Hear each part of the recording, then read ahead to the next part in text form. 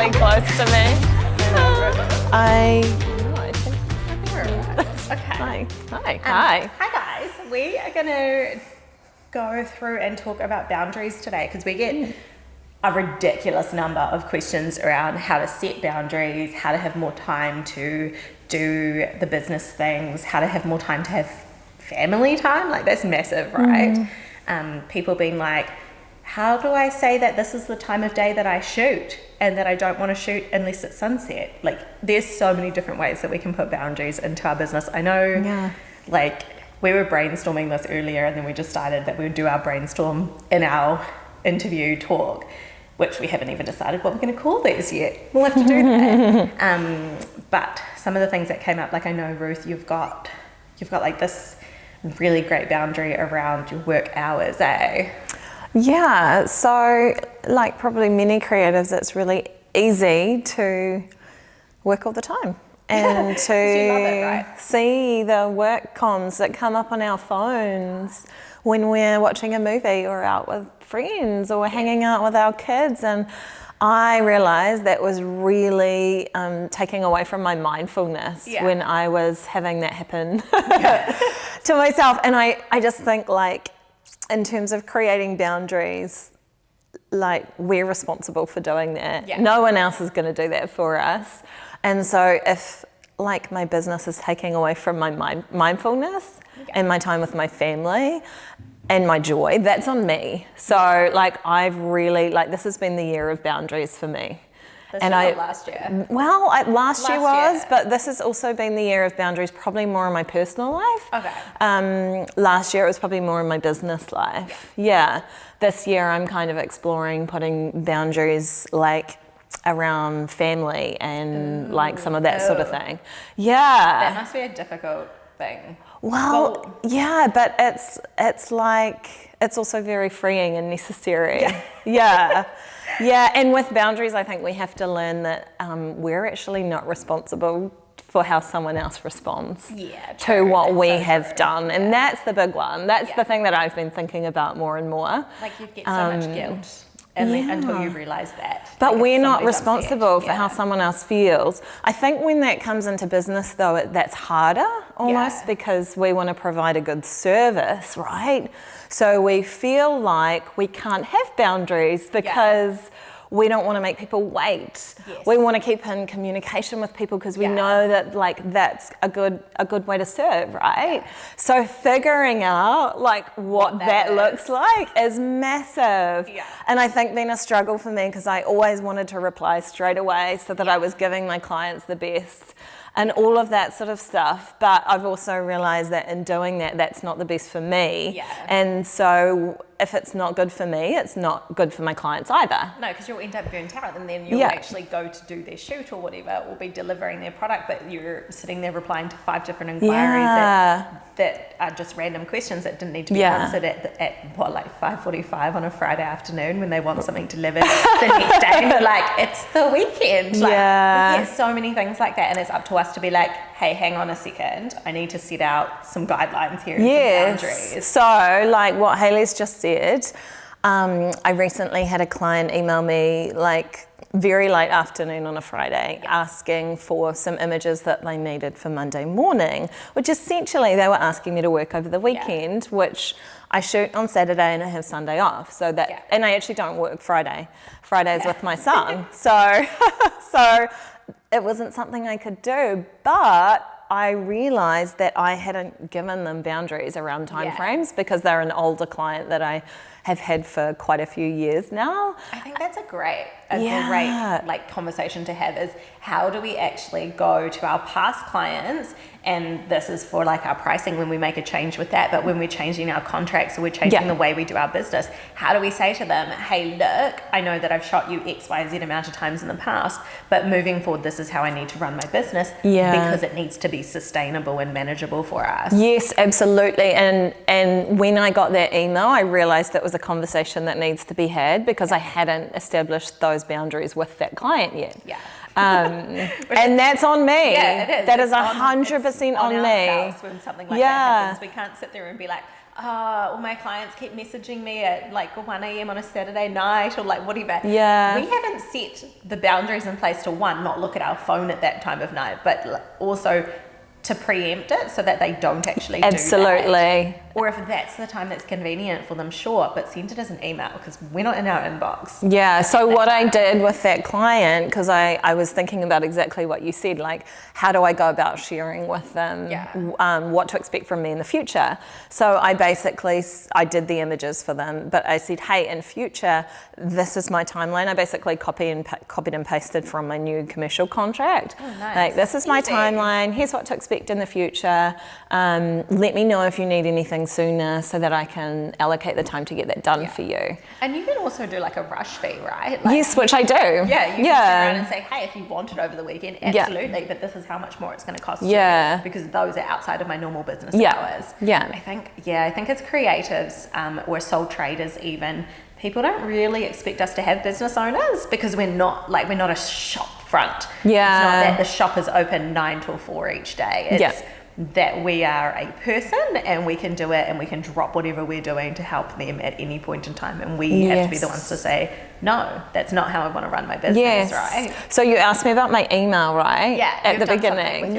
So I just feel like we can communicate, or we should communicate our boundaries in every single way possible that we can.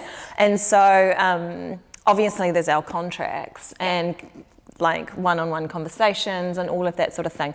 But I've even gone as far as to pop in my email footer, my working hours are Monday to Thursday, 9 till 4. Yeah, and I like that. That's good. So if someone emails me on a 4:30 on a Thursday afternoon, they're not going to get a reply until Monday morning potentially. Do you have like an automatic reply that goes to them when you're not in the office, or is it just that if they'd emailed you in the past they would have seen it at the bottom? I don't do that. I will do that if I'm away, like for more than a period, if I'm not able to get into my emails for more than a period of 3 days. I think then I'll pop on an auto email response. And we can do that on like our Messenger and our Instagram. Yes. I lose inquiries, and it's so bad because if people message me through Instagram and then I'll post a story and like 15 other people have gone and liked it, and then I'll post another story the next day and I'll have like another 20 other people who will like that. Those all pop up as messages, and then you've got to go dig through all of that to actually find genuine inquiries or questions through it. I hate Instagram Messenger and Facebook Messenger. Me too. If I could turn them off, I would. I wonder if we can. So I have an auto message that pops out on my Facebook because I really check my Facebook messages. So I have a message that basically pops out and says, hey, to keep my communication streamlined, please email me. Yeah. That's all right. I find them annoying. If I like somebody's story, it comes back to me. Yeah. That's the only reason I haven't turned it on is because I really hate receiving them. But I do get why. So for me, I just want to turn it off. I haven't yet got to the point of turning it off, but if I could just make it so that they physically can't message me and instead they have to go through my website, it comes into my inbox, I know what's going on then because I'm clearing my inbox. Yes, and that is another boundary, I guess, and that encouraging people to go via your website. Something that I did, speaking of messages, Facebook messages, I was getting more and more frustrated at people private messaging me on my personal Facebook and Instagram about work things. So I simply did a post on Facebook that said, I'm not very active on my personal page. Please don't message me about work here. I'm not in a work mind frame when I'm checking my messages. They're easy to miss. And that was along with a couple of other things that I wanted people to know. I feel like if you do that though, it does disappear, and every now and again you have to remind people of the rules. I think I'm going to pin it to the top of my page. Oh, that's not a bad idea.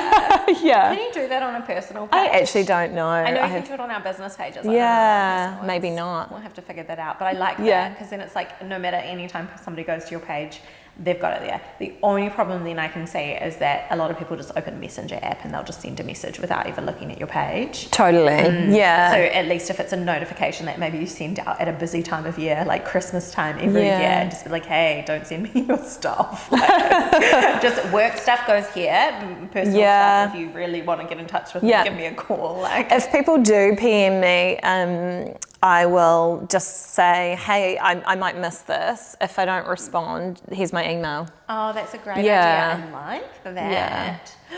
Yeah. Ooh, maybe that can be my message that gets auto sent out to people. Yeah. Be like, if this is an inquiry or a question and I have not responded, please pop it through to my email because it might have gotten missed in all of the notifications. Yeah. And other people do understand that notifications come through like crazy because they get them as well. Totally. But it's just like 100 times worse as a business because you've got like 4,000 followers instead of like 200 friends. Yeah. So it's a bit different for us.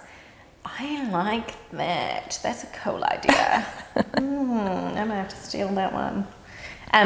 What are some of the other things that you have done? I know that we've both done heaps of work on our business around businesses, around like how many shoots per year or per week we can do and like managing that side of the workload as well to put those boundaries in place. Yeah, that's essentially putting boundaries on yourself, isn't it? Like saying I can only do 2 shoots per week so I'm not overloaded so I can serve my clients to the best of my ability.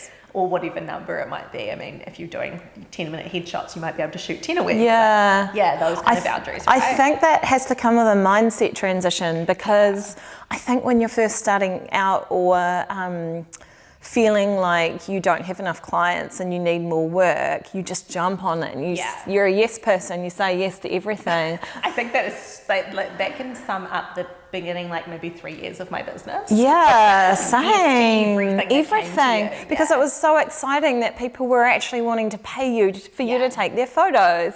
But then there comes this point where you transition from... When you realise you're working for peanuts. But also that you can only do so much a week before you burn out, and it's not good for your business to take on everything, and you need to put boundaries on what jobs you accept and what you don't because they're out of alignment with your business and they're not helping you reach your goals, whether that be creative or financial. And I feel like that's kind of where I'm at the minute, where I realised with my family commitments and being the primary care of our kids and things, I could not really shoot more than 2, maybe 3 shoots a week.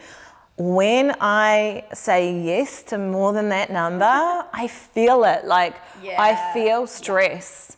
I feel snappy with the kids. I feel grumpy if they interrupt me because I'm thinking about work. It's not good for it's not good for my family life. It's not good for anything. It's not good for my mind frame. I feel like I'm time poor. I don't feel as creative. And so a very important boundary for me has been just like finding that good number for the phase of life that we're in and for all the other commitments that we have and all the things that I want to do. Like all the other things that I want to do. Like if I say yes to too much work, I don't get to the gym and then I'm also grumpy and I don't sleep well. Because I'm having to like cull or edit and I don't have that half hour or an hour to kind of give to like health and fitness and all of that sort of thing.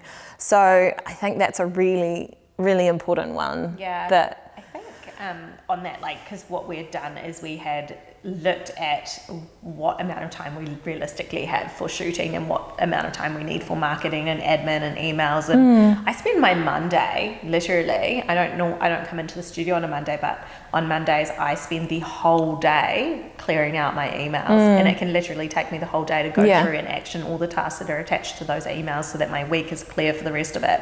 You can't shoot every day. It's unrealistic expectation to think that we can do that many shoots per week if we're wanting to serve the load of clients that we have to the level that we do. So what we did is we looked at the time we had and said, okay, I can realistically do X number of shoots per week, and from that number we were able to find out how much money we needed to earn and how much we needed to charge and things like that. So setting that boundary in place is like the basis of pricing as well, right? Which is massive.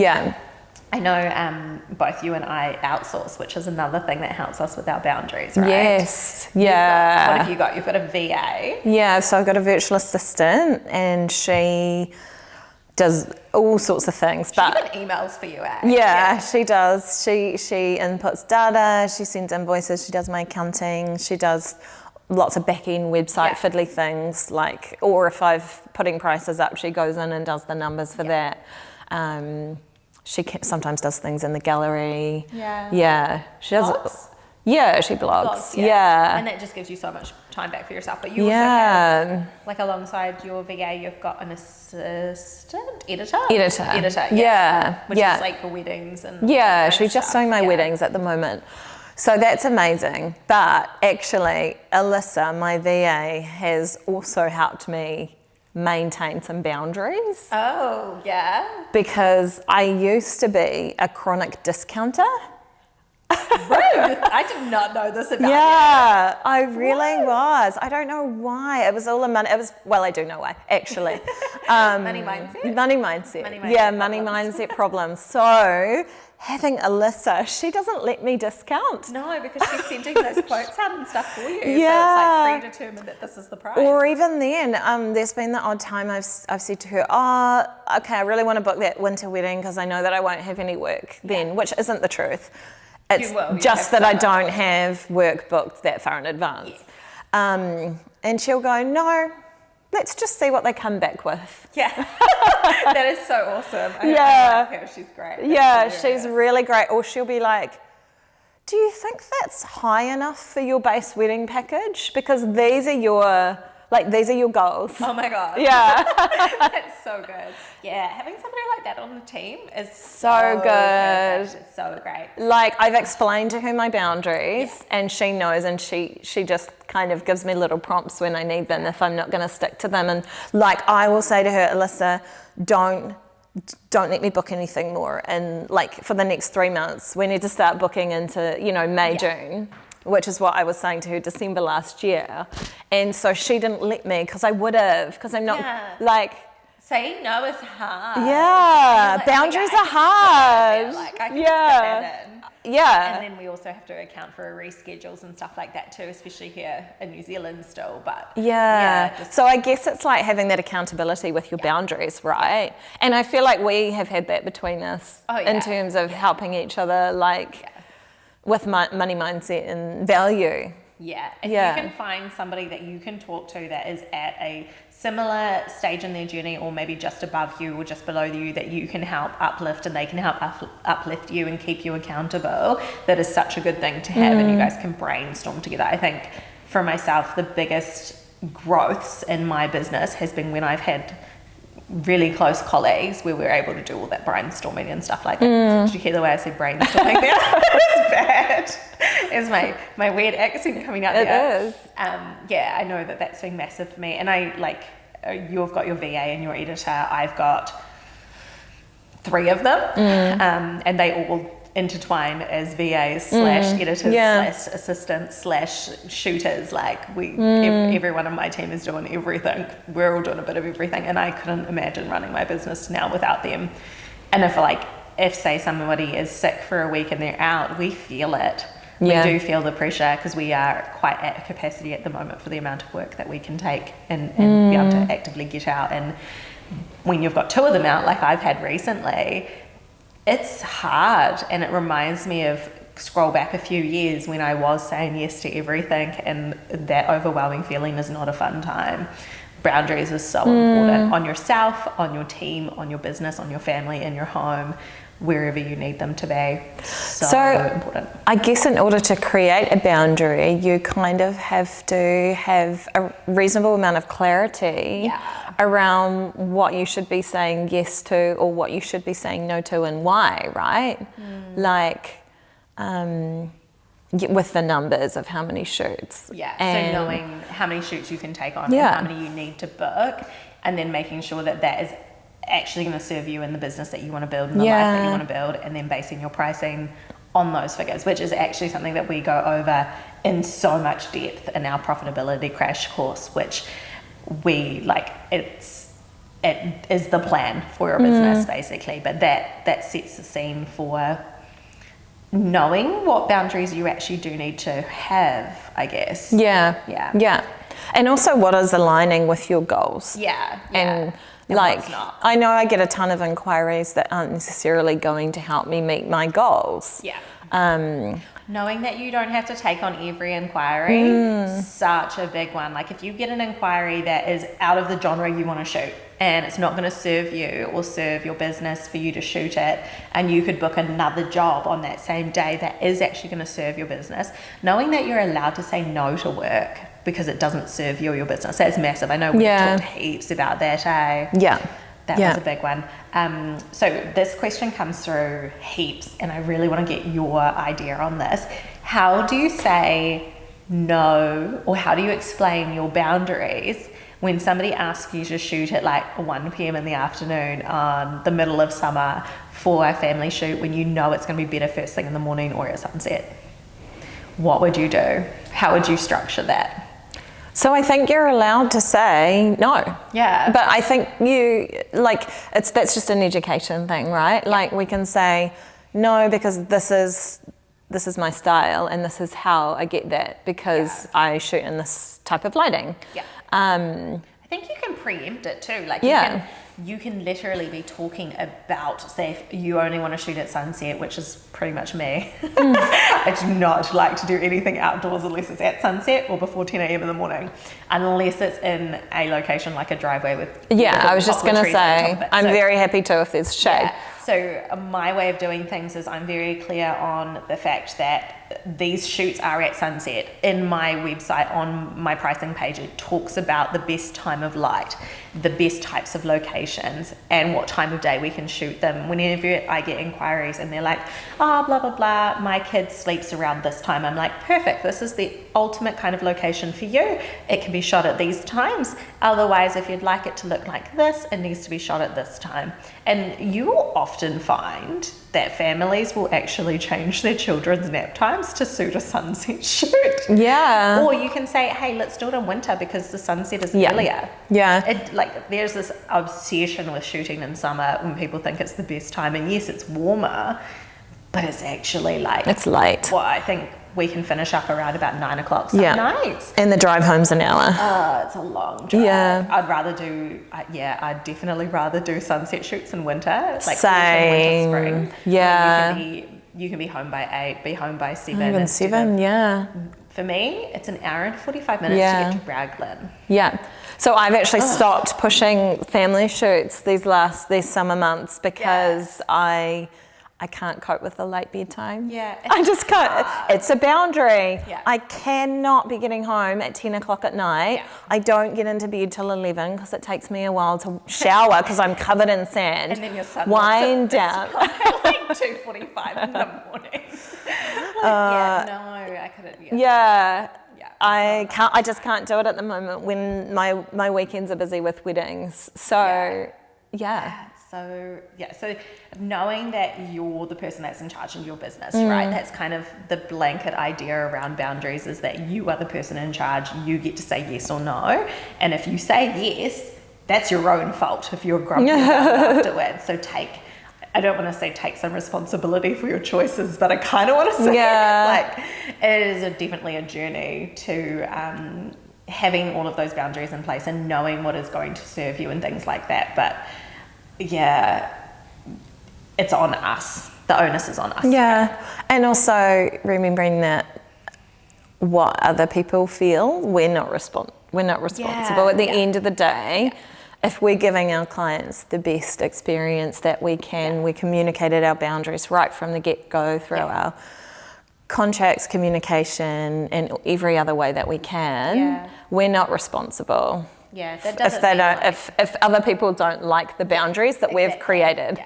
It doesn't mean reply really snarkily to anybody's inquiry. It just means lay down the foundation for that in everything, in your marketing, on your website, in what photos you share. There's a whole thing around if you want to shoot a specific genre, you show that. So if you want to shoot only at sunset, only show that, lay it down. But yeah, I think that's probably a good place to stop this one. Yeah. And then we will carry on with some more answering of questions for you guys in the next episodes. Sounds good. Sounds good? Woohoo! Fist pump. Doing fist pump? Yeah. My son woke me at 2:00 this morning to fist pump him. Yeah, before we got on this call, actually, Ruth was sitting here being like, I don't know what to talk about. I'm so tired. I'm so tired. All the more reason to have good boundaries, Ruth, Yeah. with your child. Like, do not get out of bed before 6 a.m. Not going to happen. It's just children, probably not something you can put those quiet boundaries in place, right? No, not quite as much. That'll be probably fine. Yeah. Yeah. Children under 5 maybe.